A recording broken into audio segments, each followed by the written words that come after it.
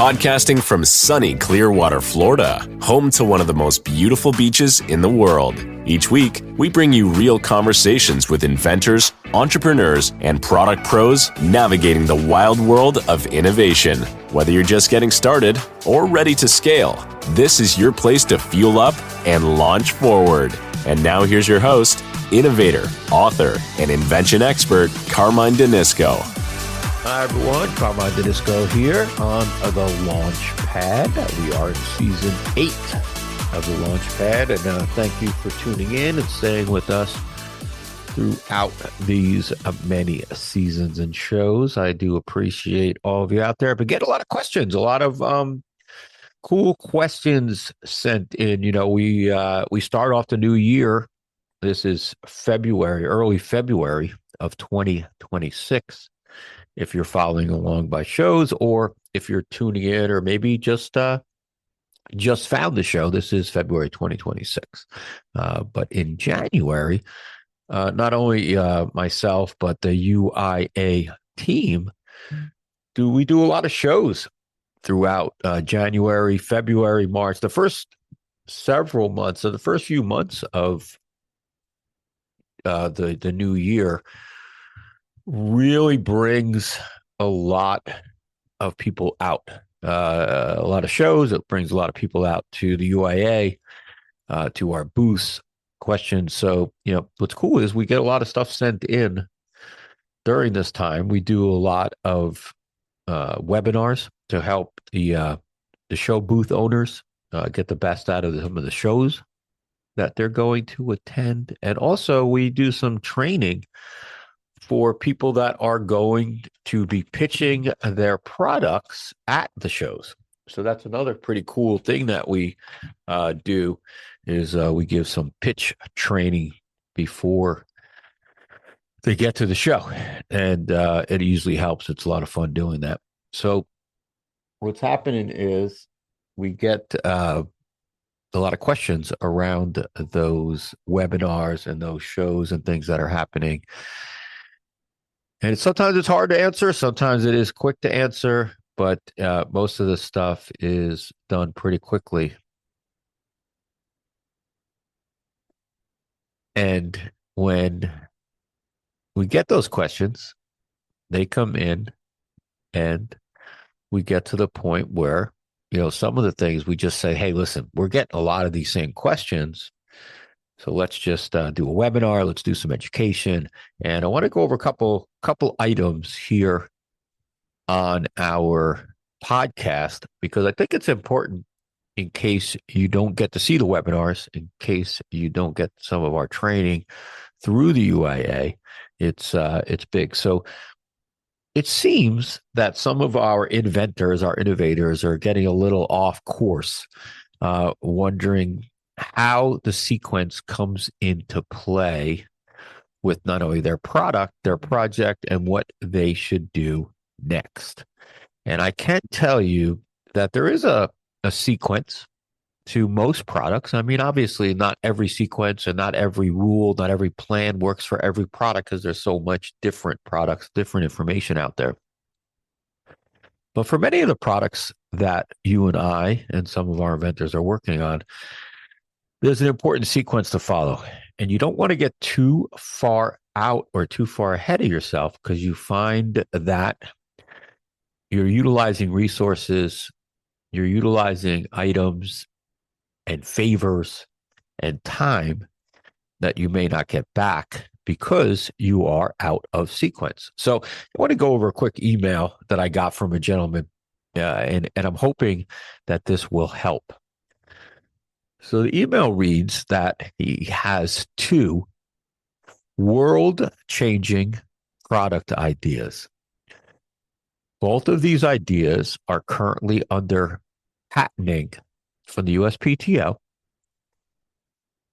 that he has spent 3 years working on the patent paperwork, and he believes that both of these ideas are so big that he has not been able to tell anyone about these ideas until he got a follow-up letter from the USPTO saying that they didn't have any more questions. They believe that his patent will go through, or patents will go through, and he can follow up with any questions or whatever to the examiners. So now, because he believes his patents are going to follow through and he is patent pending, you got to remember that once you put your paperwork in, as soon as you throw that switch and you submit your patent paperwork or your provisional patent paperwork, you are patent pending. So there's one thing real quick that I want to follow up with that. A lot of times, us inventors, we're utilizing fear and it's working against us. The fearfulness will slow you down. And even though you have put in your patent paperwork or your provisional patent paperwork, you're still asking people for an NDA, non-disclosure agreement. Now you can do this. It's something that if you feel more comfortable doing, then certainly ask for that NDA. Now, I can tell you that a lot of people will sign your NDA and a lot of people will not sign your NDA. So if it gets to a point where you want to talk to somebody, maybe an investor, maybe a potential partner, maybe somebody who can help with manufacturing or design or whatever it is that you need, and you ask them to sign an NDA, you're opening yourself up to two things. One, you're showing them that you're fearful because you have put your paperwork in for your NDA, for your patent. You've already gone through the process of your patent paperwork. So why are you asking for an NDA? And again, it's okay to do that, but no, it could hurt you in the long run. There's nothing wrong with asking for an NDA, but I would, again, do it or tread lightly depending on who you're asking. Secondly, if you're going to get an NDA and you are still working with people and working with designers and things in that sense, why the heck have you put in for a patent? Okay, if you're going to use NDAs and that's going to cover you while you're doing your final touches or your design work, why the heck have you filed for a patent? Now, provisional patent is different. Obviously, it's a lot lower cost. You get your year out of it because if you're still doing design work, then it's okay because your version, your finalized version or your next version may be a little different than your previous version. So it's okay. So I'm getting a little off track here. So I get a note from this gentleman who has these two mind-boggling inventions. And these two inventions are going to change the world, and wants to know if I want to partner with him. He needs a business partner. So the problem is this: he said that he has put in his application for Shark Tank, and he's also planning on launching a Kickstarter campaign. So he's waiting for his patent. I don't know how much he has spent on these two world-changing ideas that are going to change the world. And he's put in his patent work. He's put in his work in. I'm not sure why he needs a business partner because he hasn't disclosed that yet to me. But let's think of the first shot. Okay, the Shark Tank application. So we all have watched Shark Tank. We all know what most of the time their first question is: how many have you sold? How much money have you brought in? Right. So if you're watching the show and and by the way, he has a master's in business. He has an MBA. Told me that in his paperwork.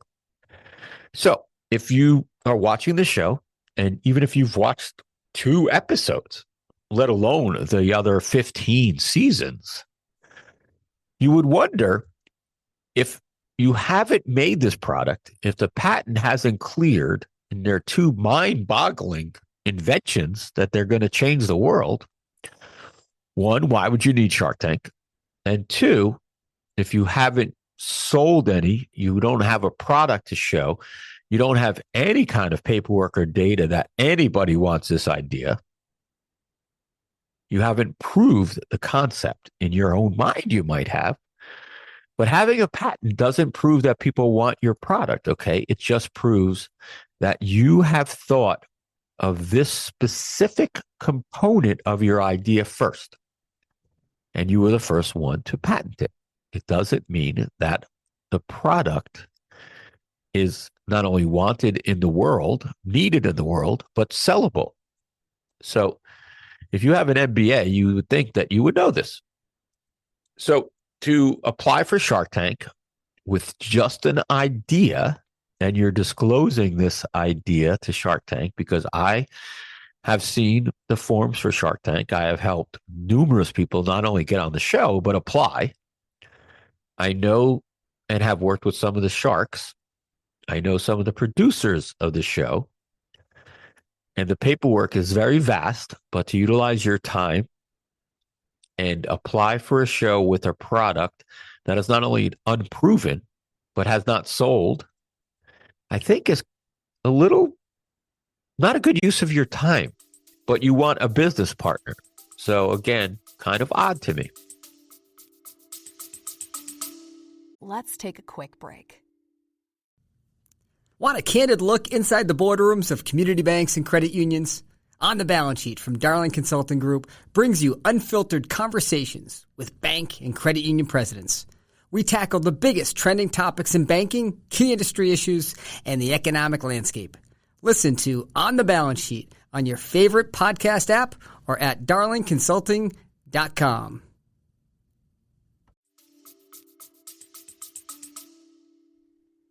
Secondly, the gentleman goes on by telling me that he's going to launch a Kickstarter campaign. Now, we all know Kickstarter. We have used Kickstarter. I've invested in several Kickstarter campaigns, and some of them worked out, some of them didn't. But, Kickstarter is a fun platform. So again, I go back to doing things out of sequence. So if you're going to launch a Kickstarter campaign, one, why apply for Shark Tank? And two, you should apply and do your Kickstarter before you apply for Shark Tank. Now, the problem with doing Kickstarter is because there's so many products on Kickstarter that in many cases, unless you spend an enormous amount of funds to get traffic to your Kickstarter campaign, your idea will probably be a dud. Again, unless you have an actual product. So this gentleman has not only not done anything with this idea because he's just hasn't even gotten the patent certified yet. It hasn't even gotten it gone through yet. But he is jumping the gun and talking about applying for Shark Tank, and he's going to be running a Kickstarter campaign soon. He has an MBA, but he's looking for a business partner. Now, for me to jump in and work with someone in this process, not only would I have to rework everything that they're doing, but it would be kind of very tough because he's already done all this. I can't rewind the tape. I can't go back in time. I can't do a lot of this. So some of the resources, some of the funds, some of the time that this gentleman has spent is unrecoverable. Whereas, because he is so out of sequence, even if I was to, say, invest in this idea or this product, I wouldn't be able to give any funds over to the inventor, the entrepreneur, because he has mismanaged the process so horribly. And I say this because we all get so excited about our ideas that we believe, and this happens to me. I mean, I control it now. I control the emotions, that we get so far ahead of ourselves, out of sequence, that sometimes it is very tough to make it back. And that's kind of what I wanted to talk a little bit about. There was a lot more in this note inviting me to be a business partner with this gentleman. And again, most likely he's a listener of the show, and I am not beating on this at all. It's just we get very emotional about our product. We get so far out of sequence. We spend so many resources. And you'll hear me say this a lot, is that resources aren't just money. It is a big part of this. Funds are part of resources. But if we are going to look at time, if we're going to look at asking people for favors, if we're going to be utilizing documents and applying for things, sending in our patents and things like that, asking somebody to help us with drawings or artwork, those are all resources. Those resources, if not utilized at the right time, at the right place, will be a waste of resources that we might not be able to get back. So you run into a buyer at a show and you say, hey, got this great idea, working on it now. Would it be okay if I send it to you? The buyer says, yeah, here's my card. Let me know, when you're ready. Give me a call.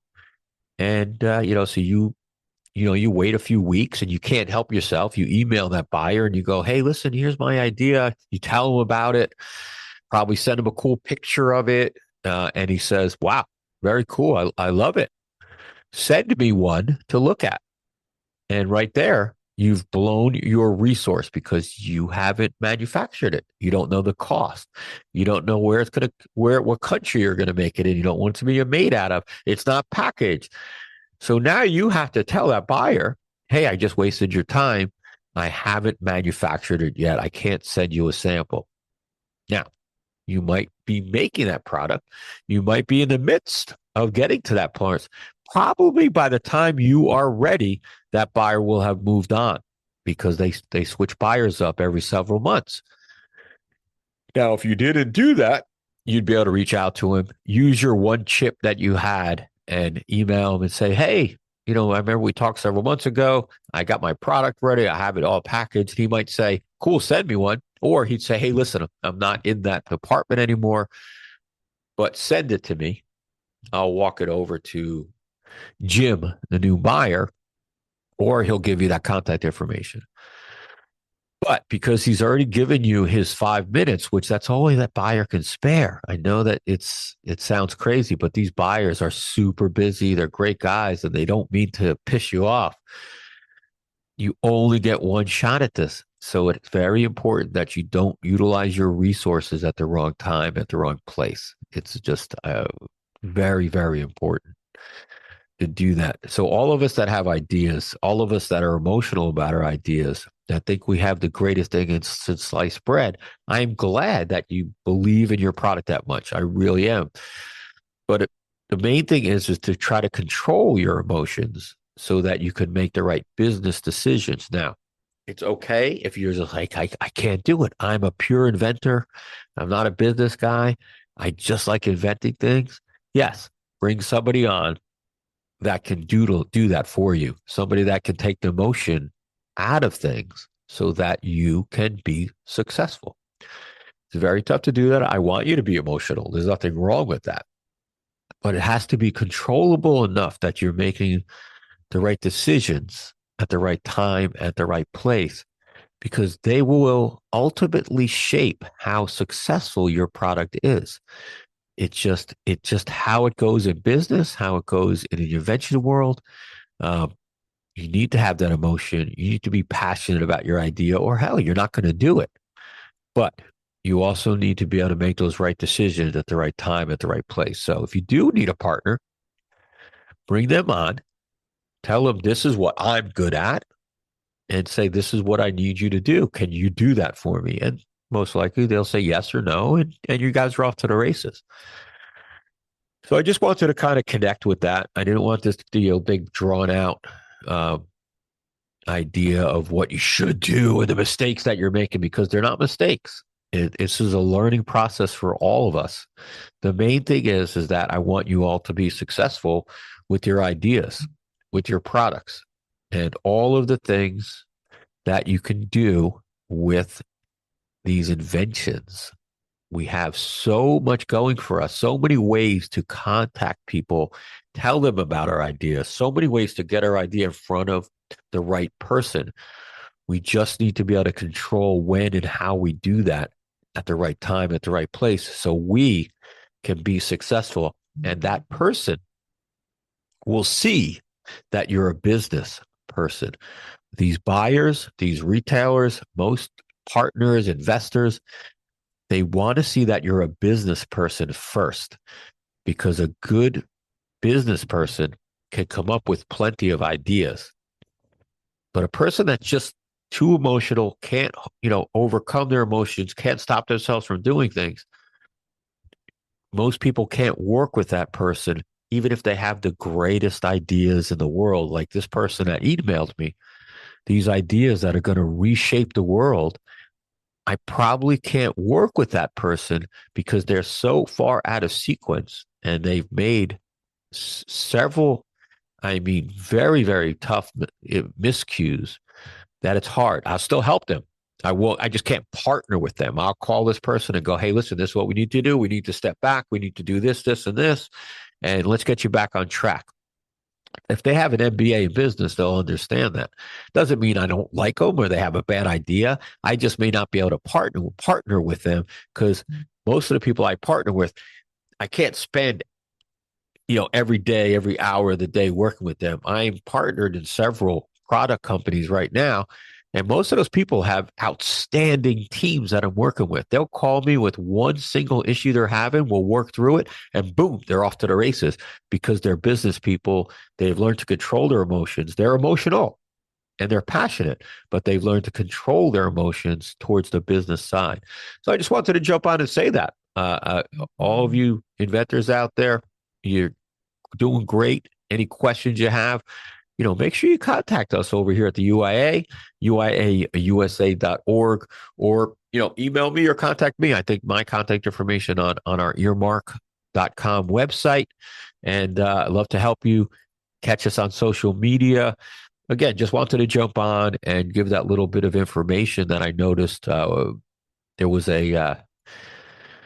Seemed like there was several people that were emailing us with the same types of stories and same types of questions. So I wanted to just jump on there and try to let everyone know that the sequence that you work your project through, whether it's a business or a product, is very important.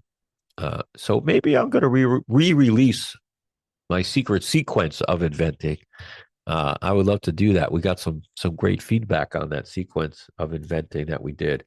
I'll have to think about that. So I'm going to close up the show now. We're off to Destin, Florida, for our Range Me event, and that's going to be a lot of fun. It'll be at the hardware show. We got a bunch of shows coming up, and we'll keep everybody posted on those. So go ahead. I appreciate you all for listening. Go on out to Google Play or iTunes or wherever you consume your podcast material.